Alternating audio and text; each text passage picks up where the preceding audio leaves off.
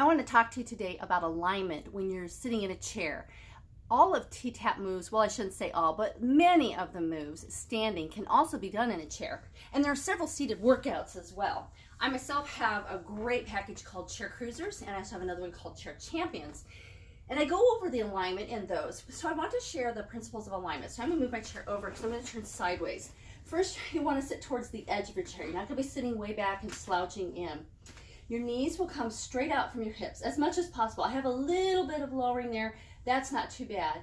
And a little higher, but you don't want way high or way low, which is not my problem, obviously, since I'm shorter.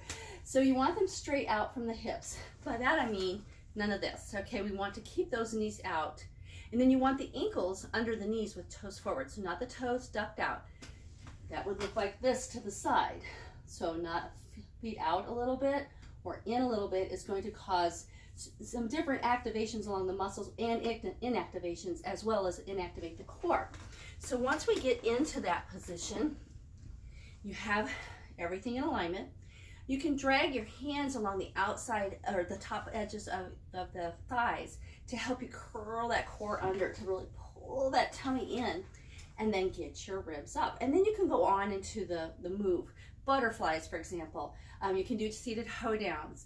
You can do T-Tap twist in a chair, jazz twist, pretty much every move in basic workout, some with a few modifications. For example, oil wells, you're not going to go down between your legs, but you can do it in a chair. But alignment is so important.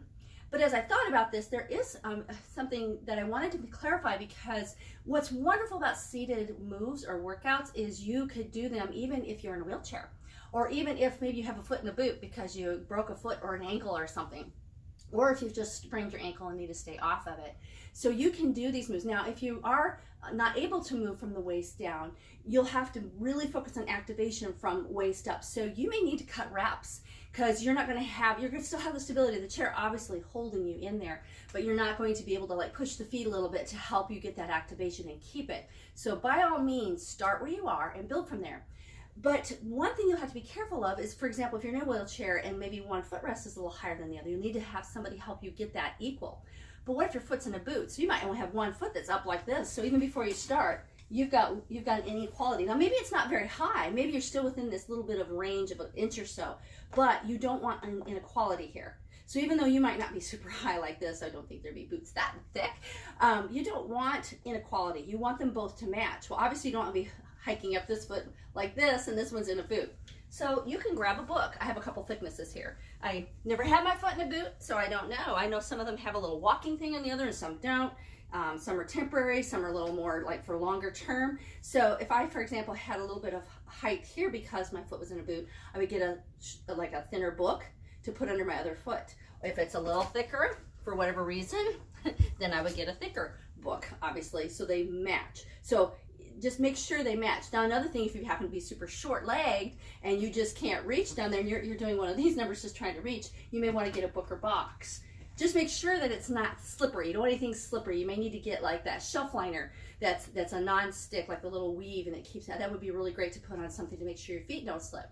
But if it's more of an issue of you can't really push your feet in because you got something going on from the waist down with anything, with a knee, with an ankle, whatever. The main thing is I want you to be careful you have no inequality. So we don't want one hip, one knee higher than the other, which is going to cause problems at your hips. And it's going to actually exacerbate the imbalance that's probably already there as you're walking that way, or having to hobble around that way. I have had issues with my feet where I'm hobbling around before I found T-Tap. And I still deal with the imbalances because of that, because it was a long time before I was able to start. Nobody did rehab, for example, because we didn't know how badly I'd hurt myself. So I thought this through because I just did a little short-seated workout in the Yes We Can Life group. And I got to thinking, I thought, people who may have a disability, or you may have a temporary disability because of a turned ankle or broken foot, I wanted to make sure that if you're doing things in a chair, that you know how important alignment is. So it's important to get those knees equal, whatever that is for you. Like I said, there's a little bit of wiggle room. I'm not completely straight out. I can get a box and do that. This isn't too bad, but much lower than that, that would be a problem. And you can also adjust by finding a chair that works too. Obviously, if I had longer legs, this might be a problem. I might need to find a higher chair, sit on something, I don't know. You don't want, cushions could be a little bit dicey because you could like wobble a little bit in them. You want something a little more solid. So you may need to find a higher chair. I don't have the tall people problem, so maybe you have some suggestions, you can comment below. But especially if you have, like I said, you're wearing a boot, a cast, something like that, a walking cast, you want to make sure you're keeping the knees equal, whatever that is. So like I said, if your boot is putting your knee here up this high, then you get a book to get this knee at the same level. The same thing applies when we're thinking about our arms. Sometimes people have things going on their shoulders, and you may not be able to get your arms all the way up here. Here is fine, that's max for you, but keep them together. Or maybe one could go higher, but that's not what we want, because that's just going to exacerbate a muscle imbalance. So same thing here, alignment is so important, and we certainly don't want to create more problems, for your legs and hips and back by having inequality while you're trying to do moves and workouts to help strengthen your body. So it's just a little tip that if for some reason, or some people do have 1 foot long, longer, one leg's longer than the other. You may have a lift in the other shoe.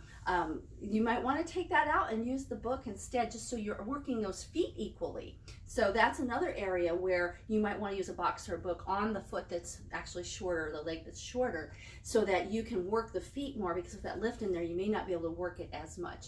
I will leave that up to you. I've never had a lift in my shoes, so you will know whether you can really activate the feet as well. But that's just some tips to help you get that alignment, especially if you have something going on that temporary or more permanent, that you don't have that equality here. You really want to focus on that so that you can get the max benefit of it and not strain anything further, and really strengthen your body, strengthen that brain-body connection, strengthen the muscles to get the best results that you can get, whatever your situation is. So I hope these tips have been helpful. You can comment and let me know. And if you have any questions, please ask. And I'd love to know if you do have situations going on, temporary or more permanent. Let me know if these tips help, and I'll be glad to tweak a little bit if I need to. Have a great day.